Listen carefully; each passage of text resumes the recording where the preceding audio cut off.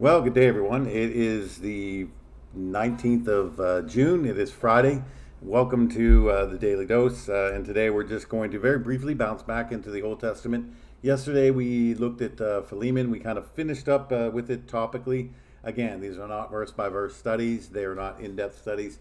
They are just studies that we can kind of do, getting certain topics from each one of the books and, trying to use them as encouragement and applying them to our lives. But we're going to go ahead and bounce from Philemon all the way back into the Old Testament to a book called Obadiah, right? And this is probably one of those books that is on your list of, what is that book about? Because we don't often read it unless you are accustomed to doing one of those, yearly read through the Bible, programs, then you probably don't spend an awful lot of time in this book called Obadiah. The book itself is only 21 verses long. It is one chapter, 21 verses, and if I'm remembering correctly, it is the shortest book in the Old Testament, right? Shortest book in the Old Testament, but it has a powerful message. And there are several things that we're going to notice about this book, but I want to read a little bit in the book, and then we're going to start with the primary lesson, the main lesson or the main focus of this lesson. But before we do that, just kind of a little bit of background about the book. It was written by a guy by the name of, Obadiah. That's how the book begins. It says the vision of Obadiah, right? And when we think vision, we should automatically think prophets. Obadiah was a prophet, and he is one of what we call minor prophets. I don't know if you know this, but the prophets that wrote in the Bible are broken into two categories. Now, there are a lot of prophets in the Bible that didn't write. For instance, Elijah and Elisha, Micaiah, and others, they are prophets in the Bible, but we don't have any books that they wrote. There are actually schools of prophets that are mentioned in the Bible, and we don't have books from many of those prophets who no doubt lived during those times. We have four major prophets, Isaiah, Jeremiah, Ezekiel, and Daniel. And then there are 12 minor prophets. And if you want those names, it's the last 12 books in the Old Testament, of course, the last of which is Malachi, right? So you can look those books up and you can see there are major prophets, there are minor prophets. The only difference between them, why some are major, why some are minor? Well, strictly length of book. Obadiah is a minor prophet because he wrote a book that's one chapter long, has 21 verses. Now, of course, he didn't write it in chapters and verses. We do that. He wrote it in a letter form. But he is one of the prophets, and what he gives here is a prophecy. Now, like most of the prophets, we don't know much about Obadiah. Matter of fact, we don't have much. We don't have much revealed to us, other than Obadiah, whoever he might have been, received a vision from God, and that vision of God specifically spoke about Edom, which, of course, is the kind of related to Israel, but not, it is not God's people. They're kind of like the cousins of Israel. But let's begin by reading, part of the book. And we're just going to do, the first few verses, maybe down to verse, 9. The vision of Obadiah. Thus says the Lord God concerning Edom. We have heard a report from the Lord, and a messenger has been sent among the nations. Rise up. Let us rise up against her for battle. Behold, I will make the small among you, among the nations. I will make you small among the nations. You shall be utterly despised. The pride of your heart has deceived you. You who live in the clefts of the rock, in your lofty dwelling, who say in your hearts, who will bring me down to the ground. Though, can't read this morning, though you soar like aloft like the eagle, though your nest is set among the stars, from there I will bring you down, declares the Lord. If thieves come to you, if plunderers came by night, how you have been destroyed. Would they not steal only enough for themselves? If grape gatherers came to you, would they not leave gleanings? How Esau has been pillaged, his treasures sought out. All of your allies have driven you to the border. Those at peace with you have deceived you. They have prevailed against you. Those who eat your bread have set a trap beneath you. You have no understanding. Will I not on that day, declares the Lord, destroy the wise men out of Edom, and understanding out of Mount Esau. And your mighty men shall be dismayed, O Teman, so that every man from Mount Esau will be cut off by slaughter. Now, a couple of different times here you'll see Esau mentioned, because the Edomites are the descendants of Esau. You have Jacob and Esau, right? Jacob, of course, is the lineage that brought forth God's people, and of course Esau's lineage is brought forth the Edomites. So they are related to God's people, but they are certainly not of that line that was chosen by God. They are Edomites. Later on, you're going to be introduced during the time of Christ to a guy by the name of Herod, who seeks the baby boys and kills them, and he's the one that Christ appears for. Now Herod's just a family name, so there were several Herods, but he is an Edomite king. He's a usurper king. He wasn't really a king of the Jewish people, but he was a king from a usurping nation. But here in the book of Obadiah, it begins with the call to war, which in a vision, that's probably not a good thing. Something bad has happened, and God has decided to punish somebody. If you've read any of the prophets, that's what you're going to find. Anytime there is this call to war, this call to battle, there is going to be destruction, and God is going to take one nation and use them, or multiple nations and use them to defeat or destroy another nation. Why? To punish them for something that they had done. Now, the something that they had done here was that they were lifted in their pride, right? So, Obadiah is 21 verses of a nation being punished because they were proud. Now, how important do you think it is then that we not be proud, right? An entire nation of people being destroyed, basically, if we boil it down to its smallest elements, pride. That's why the Bible tells us over and over again, pride goes before destruction, and a haughty spirit before a fall. You can't lift yourself up, think so highly of yourself that everybody is beneath you, and somehow think that that's okay. We've already seen as we went over and we studied the book of James that God brings the humble near to him and lifts them up, but man, he works against those who have issues with pride. But again, this whole book is devoted to the destruction of a nation that was lifted in their pride. Well, how so?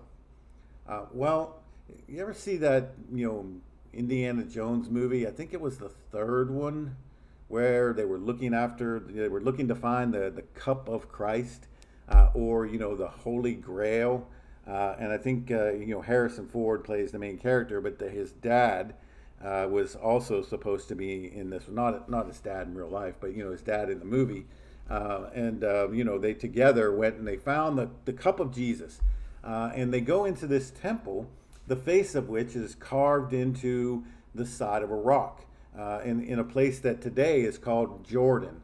Even if you've only seen the cover for this particular Indiana Jones movie, you've probably seen that edifice that carved into the side of the rock, right? Well, there are multitudes, there are multiple versions of that in this same area. And in this same area, you'll find that these things are elevated up on, a mountain, and then carved into the side of the mountain are these places where the people lived, where they had their temples, and so on and so forth.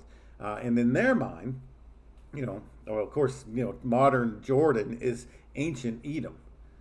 So in their mind, they lived in this, fortified, fortress, and there's no one who could destroy them. They were way up in the clouds like eagles, and no one could, beset them. No one could bring them, low. So they were lifted in their pride. And moved certainly away from God. And even though they were, in or related to the family of God, and now God is having to bring, them low. And this first part of this deals primarily, with that, what that's going to look like.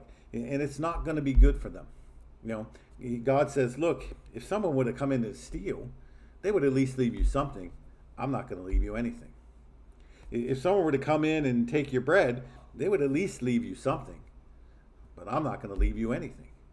And one of the things that he points out here is you have no understanding, right? He says that in verse 7. He says that in verse 8. And it's alluded to even earlier than this. All pride begins not with proper understanding, but begins with how we perceive and feel about ourselves, right? Think about it this way. There are two great commands in the Bible, and these commands have been the basis for every single system of law that God has given. Love God, and then love your neighbor as yourself, right? Love God, love your neighbor as yourself. Now, what happens when you get these out of order? Love God, love your neighbor as self. What happens when we reverse it? If we start with self, well, we never get to the neighbor, and we certainly never get to God. And that's exactly what you find happening, in Edom. It was all about self. It was all about their pride. It was all about them being lifted up. You want to be the opposite of what a servant is? Pride. Bring it into your life, embrace it, and let it be the thing that guides you each and every day. You want to, not be associated with God, not draw near to Him. Let pride, enter into, your life, and it's going to wreak havoc. It's going to take you far away from, what we understand as being, enlightened, or being, being a people who understand the reality of the world that we live in, which is God created, man-centered, but man-centered in the sense that we are called to be servants of God and of our fellow human beings. A couple of other things I want to just point out. He says, how Esau has been pillaged, his treasures sought out. You can gain many, many treasures by lifting yourself in pride. You can have a haughty spirit, and you can have a gigantic ego, and that may win you many treasures in the world. But those aren't the real treasures we should be seeking. You go over to the New Testament, and Jesus would say, look, don't seek treasures here on earth. Seek treasures that are in heaven, laid up where the moth can't destroy, where they're not going to rust, but they actually mean something, and they mean something for eternity. Man, pride will gain you some worldly things. Pride is in a worldly sense is not a negative thing many times, but it will win you certain things, but those things won't last. They're going to be pillaged. They're going to be tossed out, right? Next verse 7, he says, all your allies have been driven to your border. Those at peace with you have deceived you. You have prevailed. They have prevailed against you. Those who eat your bread have set a trap beneath you. We can align people with ourselves here in this world. In those allies may be the kind of people who come along and they'll stroke our ego. They'll help us in our pride. And they'll lift us up. Oh yeah, you are great, and oh yeah, you did this, and oh look at what we can, we can build, one another up in our pride, but it's not really a substantial thing. But at the end of it all, the allies that we have in the world, the people who are willing to stroke our ego, the people who are willing to buy into our pride, maybe because they are reaping the treasures from it, they're going to be driven to the borders. Their deception is going to be, shown. When? Well, when it's laid bare before God. When, as Paul would talk about in 2 Corinthians chapter 5 and verse 10, we all stand before him and give an account of every deed that we have done. Right? When that day occurs, no ally is going to save you. No, support from people lifting up your ego is going to keep God from bringing you low. But I don't want to leave us with the impression that everything is about final judgment.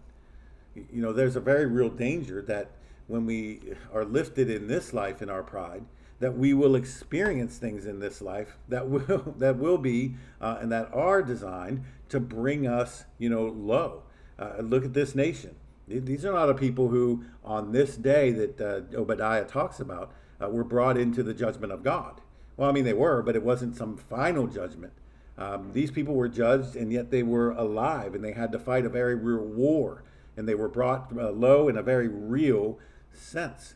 When you're lifted in your pride, I mean, you're Your, judgment may happen in this world.